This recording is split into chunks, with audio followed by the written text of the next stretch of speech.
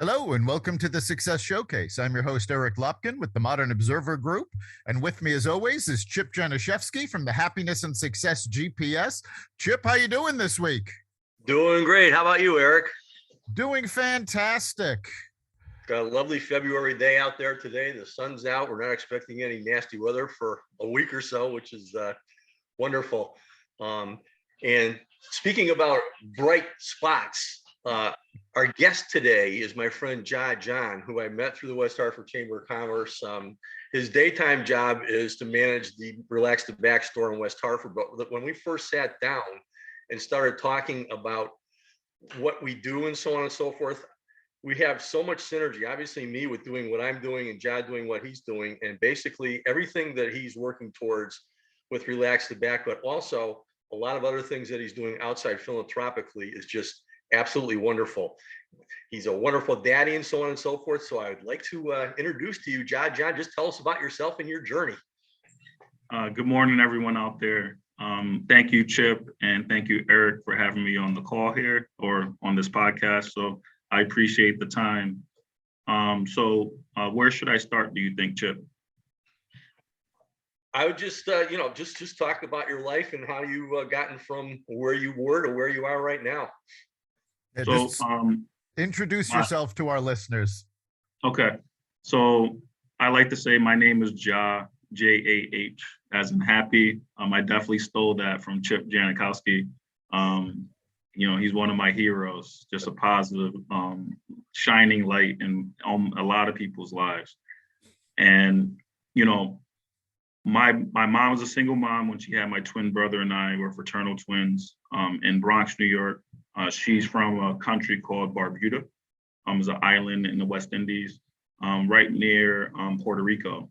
It's one country with three other islands, but the other island that most people are familiar with is Antigua. That's where my dad is from, my biological father. So as a single mom, she did a tremendous job. She met my stepdad when we were in the third or fourth grade. They eventually got married, had kids. So I have three other siblings from my mom and my stepdad. So I knew in high school that my most important job was to be a father, because my siblings for my mom's kids are 11 years younger, 13 years younger, and 14 years younger. And of the five kids, the youngest was a girl. So I knew that when it came to the girls in my life, the women in my life, I was putty. I definitely don't wear the pants in those relationships. So, fast forward to college, I always ask myself, ask the universe, I know fathering is really important, and that's my number one job, my number one focus. What's the one gift I can give them if I can give them one gift? And what I kept hearing was faith.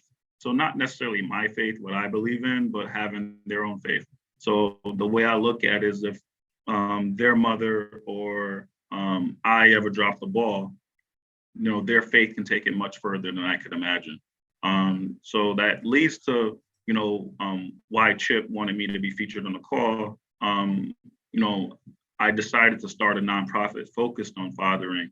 And the ultimate goal is to make fathering at the same level as mothering, especially in the inner city area. So if we backtrack back to New York City, when I was there in the 90s as a child, fatherlessness was normal.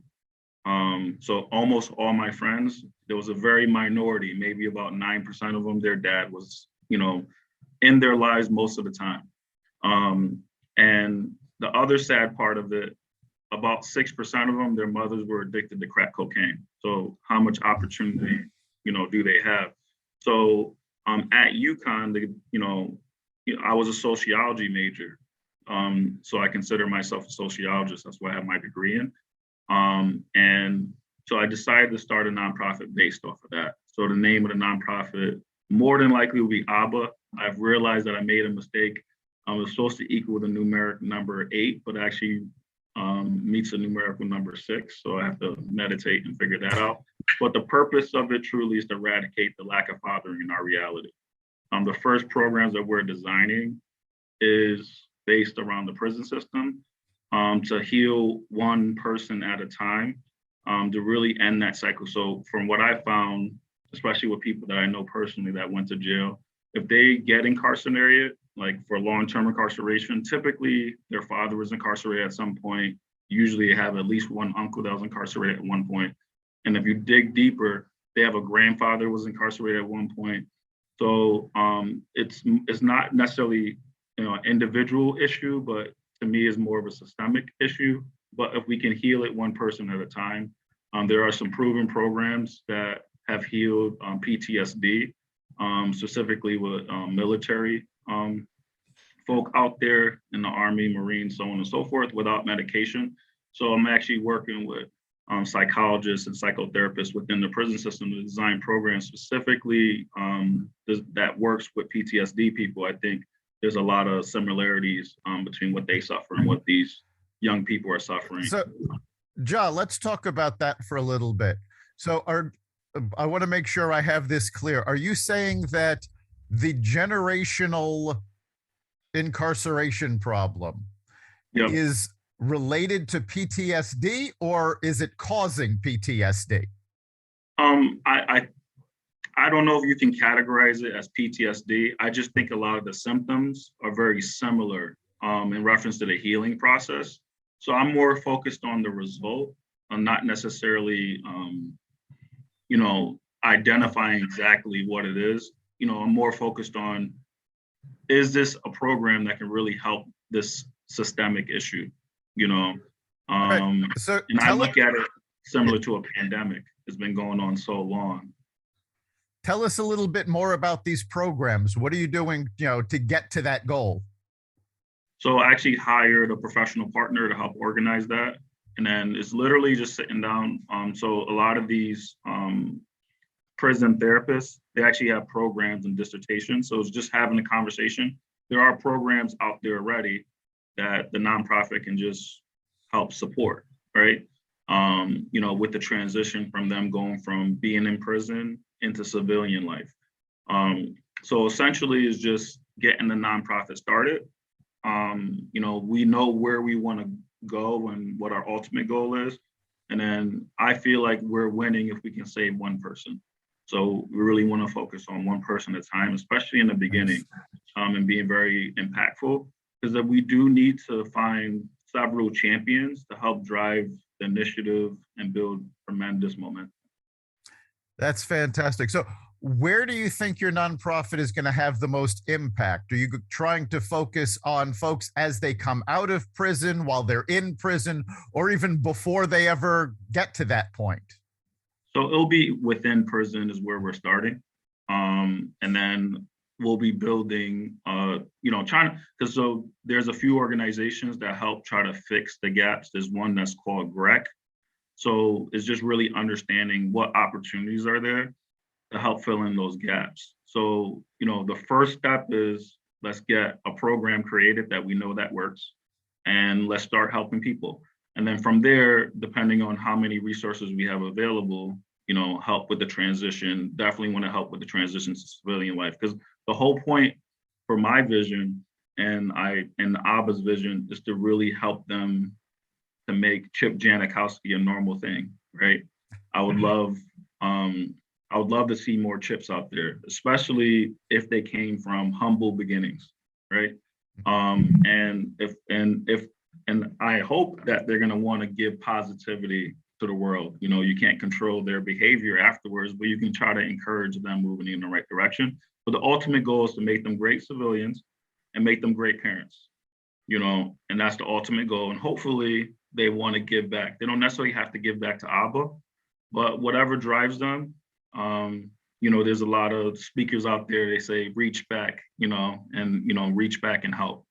So hopefully as they become, successful people, that they move, they bring up other successful people to do the same thing. And, that's the ultimate goal.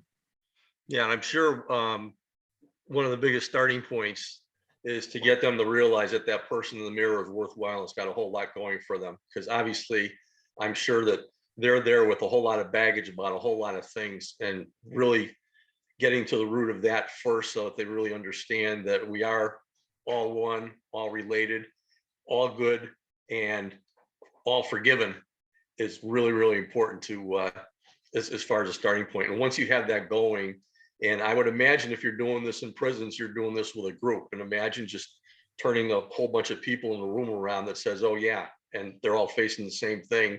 And all of a sudden you got a positive vibe going. I'm sure that's something that you started to sense doing that, and one of the reasons that you're doing it. And but as you and I and we, Eric, all know, it all starts with that person in the mirror. And until you can love that person in the mirror and realize that you're worthwhile and got a whole lot of stuff going positive for yourself, and work on that and throw out everything else that everybody else thinks, that's the most important way to get going. I agree. The word that comes to mind is enough. And if you can feel complete and enough, it really, allows you have a different perspective when someone says something negative. Sometimes the only positive thing you hear about yourself is what you say to yourself. And, the people that I work with and the people I like to touch, I like them to have that type of mindset where you're patting yourself on your back, you're dusting your shoulders off, you're celebrating the small wins that you're having. And I hope that Abba can play a big role in these people's lives. Yeah. I love your focus on fathers. That speaks to me particularly. My father passed away when I was 11, so for the most part I grew up without a father as well. And I love, Abba, for our listeners that don't know, means father in Hebrew. But I have to ask, why the focus on getting the numbers to equal 8? So I'm really blessed. So I actually have an adopted dad that I met when I was in my 20s. And when my kids think of grandfather, they're like my father, they actually think of him. His name's Alfie Lavoie. So Alfie is a mathematician, engineer, and owns another very successful business. So he told me to try my best to, when you create these new companies, to try to have the numerical number 8 in the number. So like A is 1, B is 2. So ABBA, ABBA equals 6. It was supposed to equal 8, but my math was wrong, and I'm actually pretty good at math, so very embarrassed. But there'll be a way to get around it. Maybe we'll add an H, because it could be 8, 16, 24, 30, so on and so forth. So we can figure that out. But I really love the name. So it doesn't just mean father. Like father is accurate in Hebrew. It actually means papa. And when you refer to someone as papa, or like when I talk to Chip, I don't just say Mr. Janikowski, or I just don't say him, right? Chip means, when I say Chip, that means we have an authentic relationship, like we have consistent communication. So when I say Abba, it means Papa, and it's an actual relationship. So it's so much deeper than just that. It's someone that you actually have a connection with and that you want to make proud. And that's really important to me in reference to the meaning of the company and where it's going to go in the future. I love that differentiation, because you can father a child and not really be their father. There's so many people who are out there, the kids have a biological father, but they don't have a relationship with them. And that relationship is so important. I agree. And in America, it seems like it's not a big enough emphasis. It's starting to get trendy right now, but I really want fathering to really be as good as mothering. And that's the ultimate goal of the nonprofit. And it really needs to synergize well with other nonprofits and for-profits, right? And we'll see if it moves into a political realm. I really don't want it to. Sometimes you don't have a choice. Sometimes when you have these companies or businesses, both you, Eric, and Chip, you've ran big companies, and usually once it starts to build momentum, it starts to go in directions you can't imagine. That's true. You never know where something's going to end up. So with our COVID situation for the last couple of years, obviously that has probably forced a lot of fathers to be working more from home.